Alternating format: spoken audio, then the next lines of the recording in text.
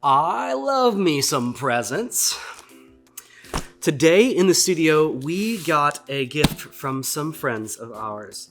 And I don't exactly know what's in here, and so we're going to unbox this together. But I have some pretty high expectations of some tasty stuff inside.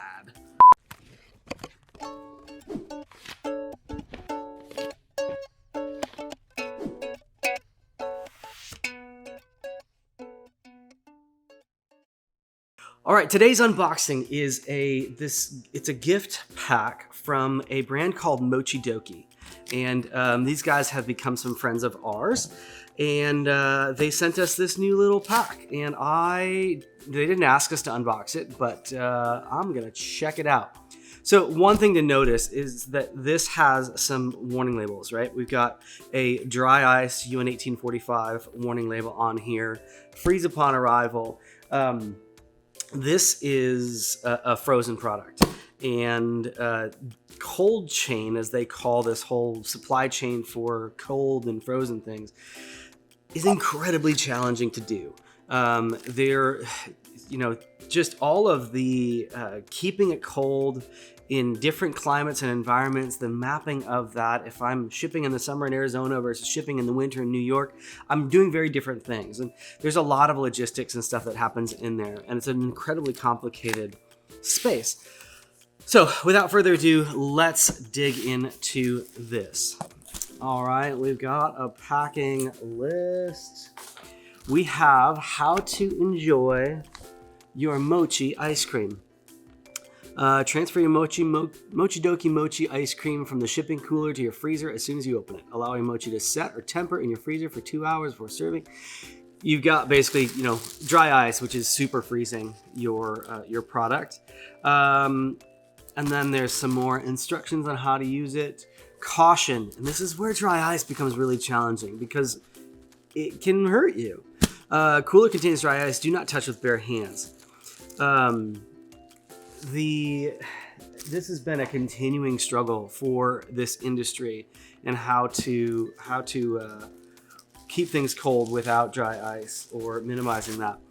All right, the first thing that I see here below those that kind of intro and instructions, and the placement of that is intentional, right? You want to start talking about your brand, start talking about the product, also get those warnings out of the way because they don't want people ripping into this.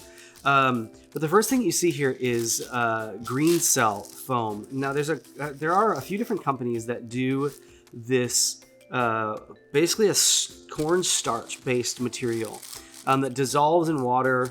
It composts or films. So the bag itself here is low density. So this is like store drop off recyclable, but the contents of it, I don't think they promote this, but you can basically eat it. It dissolves. It turns back into starch. So this pack is a whole 6-sided box of that, and it's likely going to be 2 sections as we pull it out here and see. Now underneath that we've got a little bit of craft paper. This box contains dry ice, so we're gonna play with this later. It's super fun to play with, but this has dry ice, and it has still a pretty substantial block in here. I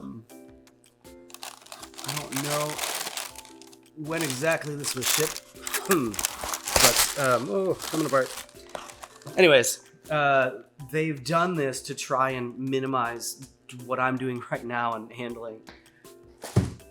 But that's a very challenging space. So, I'm gonna take out this little gift here. Before I come to this, let's just take a look at what this is. And all right, here, it's what I expected. You've got a bottom, a back, and a top, and then you've got these other 3 sides that make up this other piece. All right, let's focus here on what is really the most important piece. Obviously, getting it here is really important, and so this packaging that's required to do that is not unimportant. It's very pivotal, but this is the more intentionally designed experience.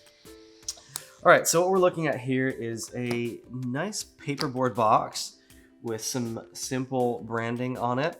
Now, again, in something like this, you've got to be concerned about moisture and some of those things. So there's a soft touch kind of laminate coating on it.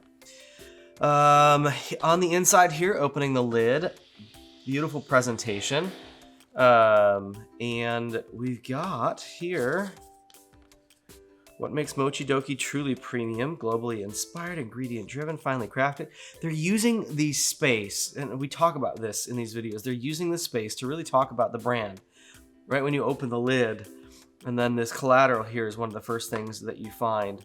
But they've just done a really nice job here on presentation.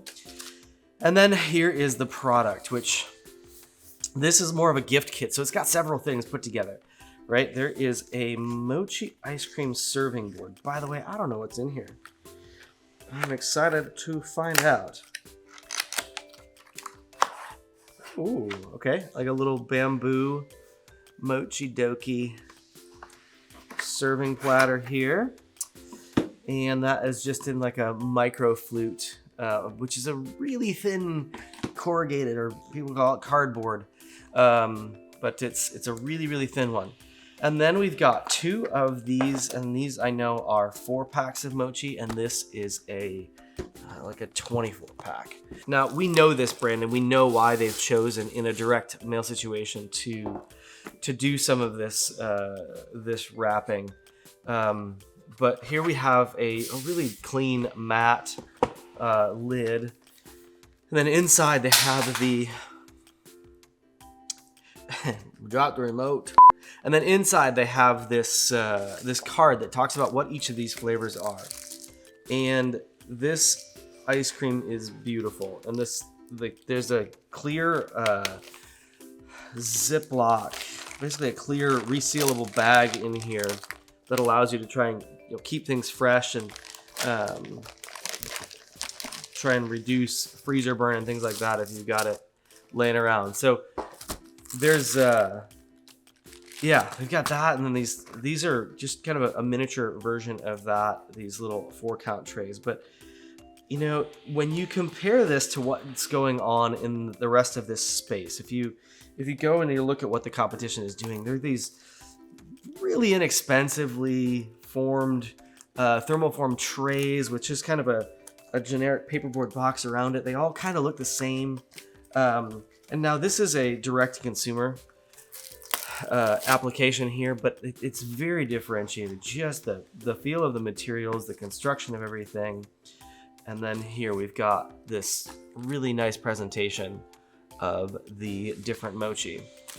And yeah, I'm not going to get into the product. The products are delicious. The flavors are great and amazing. You should try it out. But it's a really interesting application. One, because it's a very challenging space in frozens, but just how they've laid out presentation, how simple they've kept it. Now, you don't have to deal with all of the graphic regulatory stuff that a typical in-store retail brand would. So these packages can be cleaner. They don't have to have nutrition facts and all the other stuff on them because it doesn't have to have the same regulatory. It doesn't have to have barcodes and things like that. And so there's a lot of advantages to doing that. But it's interesting when you take a brand and how do you maintain some of those elements but bring it into retail. So anyways, awesome brand. They've done some really cool stuff. Their packaging, the product's gorgeous. The flavors are delicious. And it's a brand that we're cheering for. So if there's something you think we should check out, let us know in the comments below. And until then, see you later.